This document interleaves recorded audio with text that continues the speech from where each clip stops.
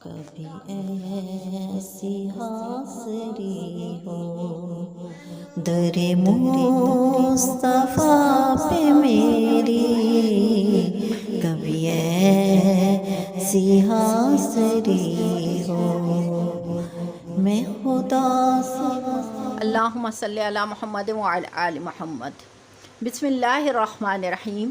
تمام تعریفیں اللہ عز و جل کے لیے جو لا شریک لہ ہے، جس نے اپنے پیارے محبوب محمد رسول اللہ صلی اللہ تعالیٰ علیہ وآلہ وسلم کو نبی بنا کر بھیجا اور آپ صلی اللہ تعالیٰ علیہ وآلہ وسلم پر قرآن کریم جیسی عظیم کتاب کو نازل فرمایا۔ یہاں پہ ایک بات میں آپ کے واضح کرتی چلی جاؤں کہ کسی بھی کتاب کا ترجمہ کرنا کسی دوسری زبان میں بہت ہی مشکل کام ہوتا ہے، اور جہاں بات ہو قرآن پاک کی تو اس کا ترجمہ کرنا نہایت ہی مشکل اور جان کو جوکھوں میں ڈالنے والا کام ہے۔ اللہ تبارک و تعالیٰ کا کروڑ شکر گزار ہوں کہ اللہ تبارک و تعالیٰ نے مجھ ناچیز کو یہ کام کرنے کی توفیق عطا فرمائی۔ آج کے سبق میں ہم نے سورۃ البقرہ نمبر 9 تلاوت کرنا ہے کہ اللہ تبارک و تعالیٰ نے اس کے اندر ہمارے لیے کیا احکام نازل فرمائے ہیں۔ سبق شروع کرنے سے پہلے آپ تمام ناظرین سے درخواست کریں کہ میرے چینل پر اگر نئے ہیں تو چینل کو ضرور سبسکرائب کر دیا کریں اور بیل کے آئیکن کو ضرور پش کر دیا کریں۔ اس کے ساتھ ساتھ یہ بھی درخواست کرتی ہوں کہ ویڈیو کو آخر تک دیکھا کریں اور صدقہ جاریہ کی نیت کے ساتھ دوسرے لوگوں تک شیئر کر دیا کریں، تاکہ اس کے صدقے اللہ تبارک و تعالیٰ آپ کی اور میری اور ہم تمام مسلمانوں کی مغفرت عطا فرمائے، کیونکہ اللہ تبارک و تعالیٰ کے پیارے حبیب صلی اللہ تعالیٰ علیہ وآلہ وسلم کا فرمان ہے کہ تم میں سے بہتر وہ جو قرآن پاک سیکھے اور دوسرے لوگوں تک سکھائے۔ تو یہ اللہ تبارک و تعالیٰ کی بے انتہا مہربانی ہے کہ اس نے مجھ ناچیز سے ایسا کام لیا۔ اللہ تبارک و تعالیٰ ہم سب کو عمل کی توفیق عطا فرمائے۔ آئیے بڑھتے ہیں آج کے اپنے سبق کی۔ بسم اللہ من الشیطان الرجیم، بسم اللہ الرحمن الرحیم۔ آج ہم نے سورۃ البقرہ کا رکوع نمبر 10 تلاوت کرنا ہے کہ اللہ تبارک و تعالیٰ نے اس کے اندر ہمارے لیے کیا احکامات نازل فرمائے ہیں۔ تو شروع کرتے ہیں اپنے سبق کو۔ وَإِذْ جب آخذنا ہم نے لیا میثاقا کا پختہ عہد بنی اسرائیل سے، لا تعبدون کہ نہ عبادت کرو گے الا اللہ سوائے اللہ کی، وبالوالدین اور والدین کے ساتھ احسان کرو گے، وذی القربیٰ اور قرابت داروں کے ساتھ، والیتامى اور یتیموں کے ساتھ، والمساکین اور مساکین کے ساتھ، وقولوا کیا کرو گے للناس لوگوں سے حسن سلوک، واقیموا اور قائم کرو گے الصلاۃ نماز، وآتوا اور دیا کرو گے زکوٰۃ،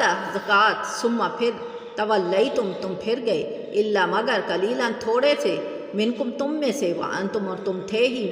موردون روح گردانی کرنے والے۔ اب اس آیت کے اندر اللہ تبارک و تعالیٰ نے بنی اسرائیل سے جو عہد لیا اس کا ذکر کیا گیا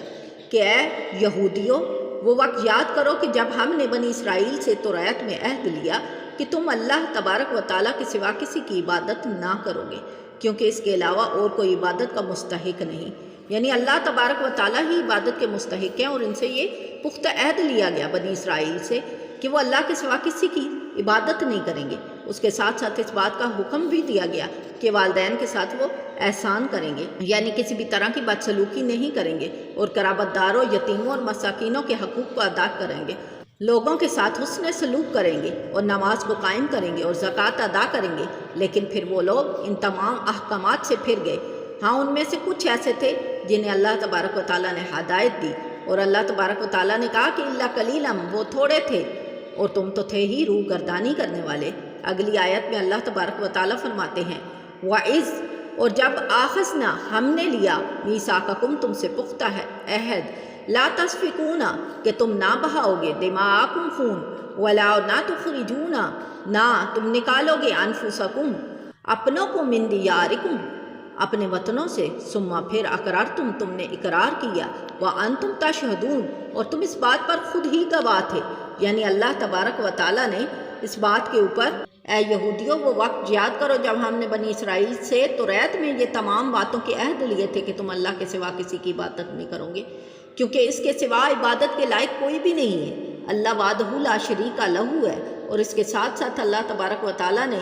تمہیں یہ تمام وعدے بھی یاد کروائے کہ تمہیں اپنوں کو اپنی وطنوں سے نہیں نکالنا اور نہ ان کی بستیوں سے نکالنا ہے۔ پھر انہوں نے ان تمام باتوں کے وعدے کرنے کے بعد اس بات کے اوپر گواہی لی اور پھر اس بات سے مکر گئے۔ پھر اب اس آیت کے اندر اللہ تبارک و تعالیٰ نے بنی اسرائیل سے یہ وعدہ لیا تھا کہ وہ اپنا خون نہیں بہائیں گے اور نہ ہی ایک دوسرے کو وطنوں سے نکالیں گے۔ حضور پاک صلی اللہ تعالیٰ علیہ وآلہ وسلم کے مقدس زمانے میں موجود یہودیوں کے عجیب و غریب طرز عمل کا بیان یہاں پر اس آیت میں ملتا ہے، اور اس کا پس منظر یہ ہے کہ توریت میں بنی اسرائیل کو 3 حکم دیے گئے تھے۔ نمبر 1 کہ وہ ایک دوسرے کو قتل نہیں کریں گے، نمبر 2 وہ ایک دوسرے کو جلا وطن نہیں کریں گے، اور تیسرے نمبر پہ یہ کہ جب ان کے اندر سے کوئی قیدی بنا کر لے لیا جائے گا، یعنی کسی کو غلام بنا لیا جائے گا، تو وہ اس کو فدیہ دے کر چھڑا لے گے۔ اب یہاں پہ نسل در نسل یہ عہد چلتا رہا، یہاں تک کہ مدینہ منورہ کے گرد و نواح میں آباد یہودیوں کے 2 قبائل بنو قریظہ اور بنو نذیر آپس میں منتقل ہوئے، یعنی ان 2 ناموں سے منتقل ہوئے۔ اس وقت مدینہ شریف میں مشرکوں کے 2 قبیلے تھے، اوس اور خزرج۔ بنی قریظہ اوس قبیلے کے حلیف تھے اور بنی خزرج بنی نذیر کے حلیف تھے۔ کے بارے میں ان سے پوچھا گیا کہ پھر توریت میں تو یہ بھی حکم آیا کہ تم اپنوں کو گھروں سے نہیں نکالو گے اور ان کے ساتھ لڑائی نہیں کرو گے یا ان کے ساتھ گناہ اور زیادتی کا کام نہیں کرو گے۔ تو اس پر وہ کہنے لگے کہ چونکہ وہ ہمارے حلیف ہیں، یعنی اوس کہنے لگا بنو قریظہ کہ وہ ہمارے حلیف ہیں، اگر ہم اپنے حلیفوں کا ساتھ نہ دیں تو ہمیں یہ شرم محسوس ہوتی ہے کہ ہم اپنے حلیف کی مدد نہ کریں۔ ہم اللہ تبارک و تعالیٰ کے گو کہ اس بات پہ گناہگار ہیں، لیکن ہم اس بات پہ شرمسار ہوتے ہیں کہ اگر ہم اپنے حلیف کا ساتھ نہ دیں۔ تو اس پر اللہ تبارک و تعالیٰ نے فرمایا کیا تم کتاب کے بعض حصے پر ایمان لاتے ہو؟ اب اللہ تبارک و تعالیٰ نے یہاں پہ وہی بتایا، ثم پھر انتم تم ہاؤلائی وہی لوگ ہو تقتلون کے قتل کرتے ہو انفسکم اپنوں کو وتخرجون اور نکالتے ہو فریقاً ایک گروہ کو منکم تم میں سے من دیارہم اپنے وطنوں سے تظاہرون اور چڑھائی کرتے ہو علیہم ان پر بالاسم گناہ کے ساتھ والعدوان اور زیادتی کے ساتھ، اور اگر وہ تمہارے پاس آ جاتے ہیں یا تکم آ جاتے ہیں اور سارا قیدی بن کر وہ ہوا اور وہ ہے محرم تو تفادہم تو تم ان کا فدیہ دیتے ہو، وہ ہوا اور وہ محرم حرام ہے علیکم تم پر اخراجہم ان کا نکالنا، فتؤمنون ببعض الکتاب کیا تم ایمان لاتے ہو کتاب کے بعض حصے پر، وتکفرون اور انکار کرتے ہو ببعض جو کوئی ایسا کرتا ہے، فما جزاؤ تو پس جزا ہے من جو یفعل ایسا کرتا ہے ذالک یہ منکم کہ ان کے لیے لخیچ رسوائی ہے فی الحیات الدنیا دنیاوی زندگی میں، ویوم القیامت اور قیامت کے دن یردون وہ لٹا دیے جائیں گے لا طرف اشد العذاب عذاب کی طرف۔ یعنی اللہ تبارک و تعالیٰ فرماتا ہے کہ ان کی ان دوغلی پالیسیوں کی وجہ سے اللہ تبارک و تعالیٰ نے ایسے انسانوں کے لیے یہ سزا رکھی ہے کہ دنیا میں ان کے لیے رسوائی ہے اور قیامت کے دن وہ سخت ترین عذاب کی طرف لوٹا دیے جائیں گے۔ وَمَا اللَّهُ اور اللہ نہیں ہے بغافل عما کہ غافل ہو ان کے اعمال سے تعملون وہ جو کرتے ہیں۔ اگلی آیت میں اللہ تبارک و تعالیٰ پھر فرما رہے ہیں اولئک الذین کہ یہی وہ لوگ ہیں نشتارو کہ جنہوں نے خرید لی ہے